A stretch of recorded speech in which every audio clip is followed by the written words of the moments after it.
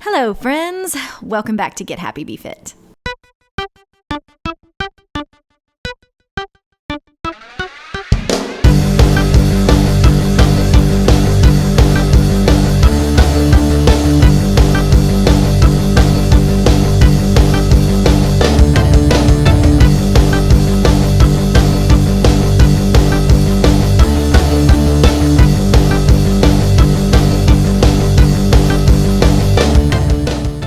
Today, we're going to talk about the stories we tell ourselves and how those stories can either hinder us or help us in the pursuit of our goals, not only in fitness, but every aspect of our lives.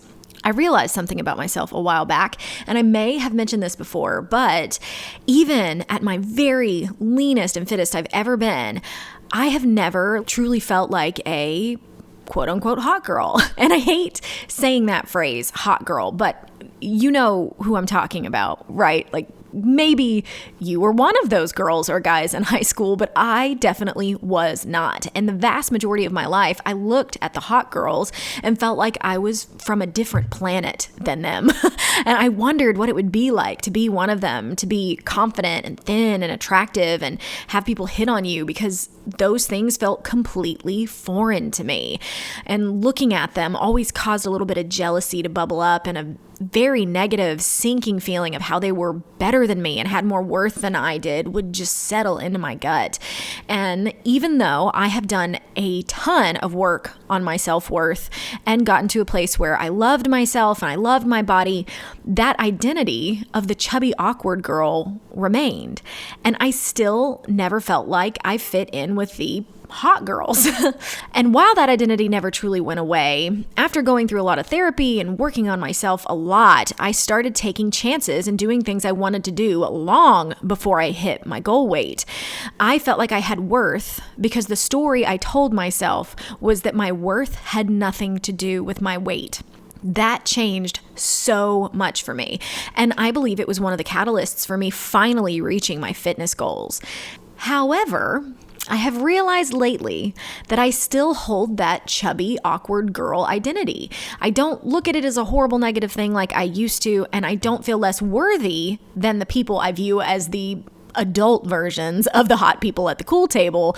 But I've also realized that it does still hold me back from doing certain things and taking certain chances. And honestly, it's one of the reasons I waited so long to start doing personal training. I feel completely out of place with the other personal trainers. I feel like the awkward, chubby girl at the table next to the cool kids. I legit feel invisible and like I'm taking up too much space all at the same time. So I started delving into why I felt this way, and I realized that while I had worked on my feelings of worth and greatly improved that aspect of how I saw myself, I hadn't worked on the story I was telling myself about who I am. So I've started to see that you get to decide what story you tell yourself. You decide how you see yourself. And I don't mean that you just flip a switch and say, hey, I don't want to think and feel this way anymore, so I'm just going to think and feel this way instead. It may be that easy for some people, but for most of us, it will take some work and self-reflection. So ask yourself, what is the identity you have placed on yourself? Does it feel good or does it feel limiting? Does it feel safe because it keeps you from taking uncomfortable chances that deep down you really want to take or need to take to have the life you want?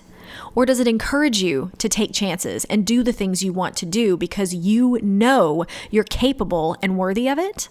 Does it hold you back or does it propel you forward? Decide how you want to feel. Imagine the person you want to be and the life that you want to live, and start telling yourself a different story. Work on seeing yourself as the person you want to be, the person who can achieve what you want to achieve, because the only person holding you back from believing that is you. Different people are going to see you differently based on their own filters and experiences in life. So that means that what anybody else sees is not entirely accurate. And while other people may think they are the authority on who you are, no one's opinion has a true effect on who you are unless you let it. You get to decide who you are and how you feel about yourself. I have always had a tendency to latch on to bad and negative things about myself.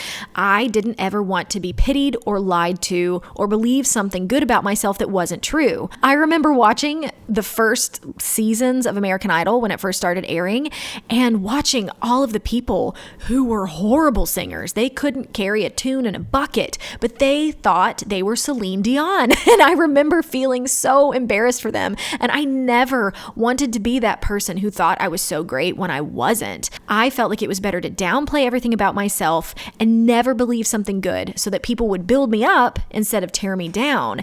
And this resulted in me never taking chances and never believing I was actually good enough. Because y'all, if you don't believe you're good enough, you will not achieve what you want. No one is going to push you to do something and not let you quit until you're a star or you've achieved all your dreams. You have to do that for yourself, and you have to have the fortitude to push forward and believe in yourself even when someone else is telling you you don't have what it takes. And it might take some time for the news story to stick, and you may not always feel like it's true, but if you keep going and keep telling yourself the story you want, it will make a huge difference in your life. So be aware of how you see yourself and who you see yourself as, and decide if the story you're telling yourself is serving you.